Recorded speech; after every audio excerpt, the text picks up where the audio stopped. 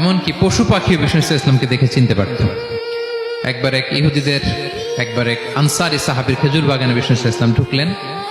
এক উট এসে কাঁদতে লাগলো বিষ্ণু ইসলামের কাছে। বিষ্ণুনবী আদর করে দিলেন।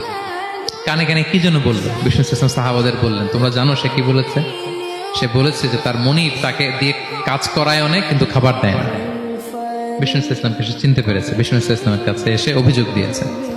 এবং তিনি যখন নবী হবেন ভাব 6 মাস আগ দিয়ে, নবী হওয়ার আগে দিয়ে কিছু কিছু ঘটনা ঘটতো। তো বিষ্ণু ইসলাম বললেন, আমি প্রায় যখন মক্কার উপত্যকার পাশ দিয়ে যেতাম, বিভিন্ন পাথরের মধ্যে থেকে আমি আওয়াজ শুনতাম, আসসালামু আলাইকা ইয়া রাসূলুল্লাহ।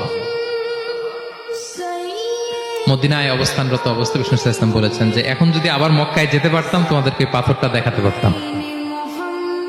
আমি পাহাড়ের পাশ দিয়ে যখন যেতাম, পাথর থেকে আওয়াজ আসতো, আসসালামু আলাইকা ইয়া রাসূলুল্লাহ। তার মানে পাথর নবীকে চিনতো কি চিনতো না? বলেন বলেন।